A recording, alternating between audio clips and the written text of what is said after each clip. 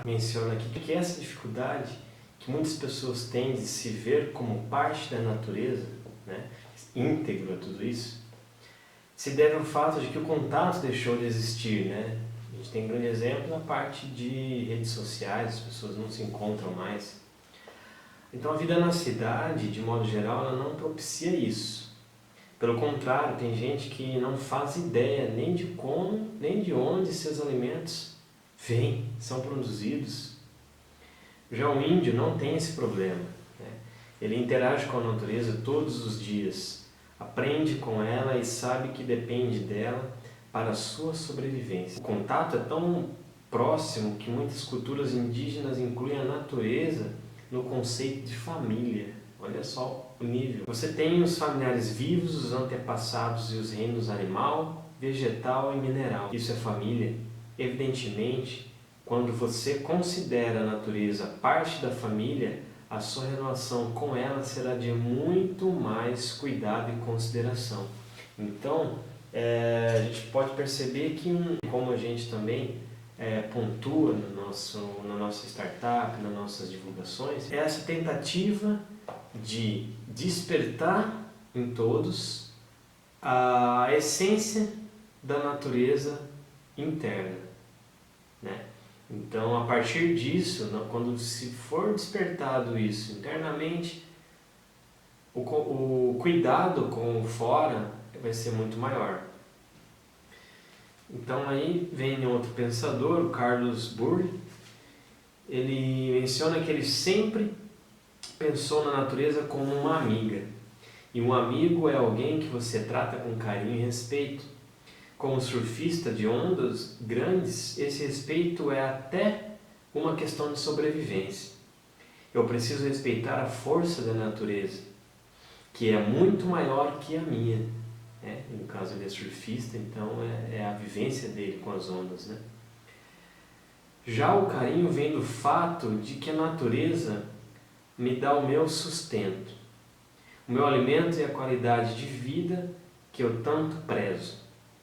Esse sentimento de gratidão é algo que eu não só cultivo, mas procuro passar adiante, especialmente para os meus alunos. Eu sempre digo que por mais que a gente esteja entrando no mar para se divertir, é preciso pedir licença e respeitar os seres vivos que vivem ali, até mesmo os tubarões. Afinal, somos nós que estamos invadindo o ambiente deles. E isso é o que acontece na maioria das vezes. A gente vê as pessoas desmatando as árvores aí e esquece que é um abrigo de alguns animais, né? De muitos animais, aliás. O Valdemar Niklevix foi um dos primeiro alpinista brasileiro, né? A subir no Everest e muitas outras montanhas aí. Tive o prazer de conhecer num evento em Curitiba. Ele menciona que no alpinismo o sentimento de respeito muitas vezes dá lugar à cumplicidade. Não se deve escalar uma grande montanha como se ela fosse o inimigo a ser batido. É muito mais seguro e compensador pensar nela como uma aliada, que pode ajudar desde que você esteja atento ao que ela tem a dizer. Uma montanha não é uma matéria inerte. Ela está se modificando constantemente. Como tudo na vida, como tudo na natureza, a mudança é constante. Todo vento que bate na montanha, toda nevasca que cai, transforma aquele ambiente. Com a prática, o alpinismo acaba ganhando uma percepção muito apurada dessa transformação. Você desenvolve os sentidos como os passarinhos, que sabem que vai chover porque a pressão atmosférica diminui. Veja só, tamanho é o contato dos animais com a natureza, que a percepção, a sensação deles é praticamente em sincronia com a natureza. Então, por que não nós intensificarmos essa sincronia que já existia em nós internamente? Ainda mais, né? replicar isso cada vez mais. Percebendo que vai chover, então, eles vão atrás de alimento antes de a chuva começar. Isso eu percebo aqui em casa. A gente recebe muitos pássaros aqui nas árvores que a gente tem e é realmente nessas mudanças assim, seja no final do dia, períodos de chuva, eles têm diversas mudanças e, mais uma vez, devido à grande conexão com a natureza. Esse tipo de sensibilidade o alpinista precisa ter também. Quando a pressão atmosférica cai, vem o mau tempo. Quando é a umidade relativa do ar que cai, aí vem o bom tempo. Aliás, quando a temperatura diminui, é ótimo, né? Realmente. Apesar do desconforto, do frio, o alpinista sabe que quanto mais baixa a temperatura, mais estável fica o tempo. E essa estabilidade traz segurança numa escalada. Então é fundamental entender como a natureza funciona e agir de acordo. Essa conexão que a gente vem falando aqui. Se você encarar a escalada como uma batalha, a chance de você sair do confronto como perdedor é muito grande. Agora, se você entrar em harmonia com a natureza e usar as condições dadas a seu favor, as chances de subir e descer o topo da montanha com segurança são muito maiores. Ninguém consegue ganhar da natureza na base da força, é preciso se integrar a ela. Gosto de fixar isso, de integração, porque realmente é de onde vem nosso alimento e é o que nos mantém no conforto, na proteção das mudanças que tem dia após dia.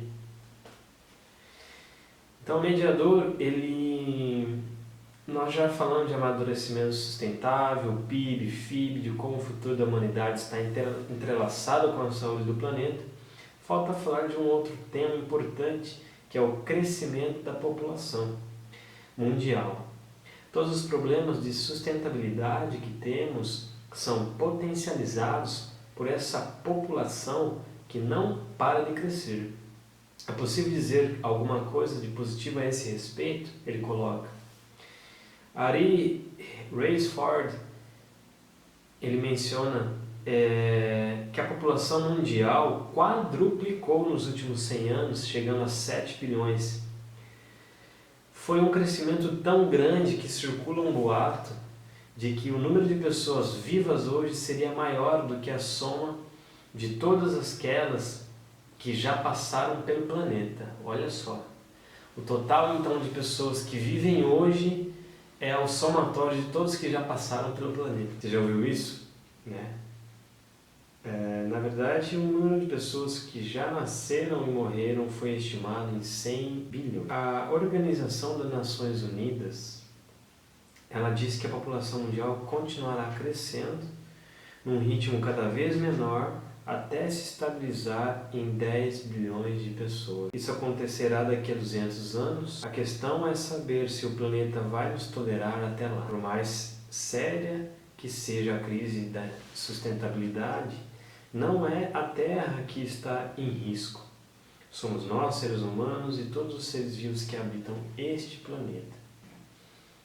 Realmente a questão do crescimento populacional ela é preocupante, principalmente em países hoje asiáticos que têm um alto crescimento e com isso está atrelado ao alto consumo, né? Então tem que ter esse olhar também da redução do consumo, reuso, reutilização.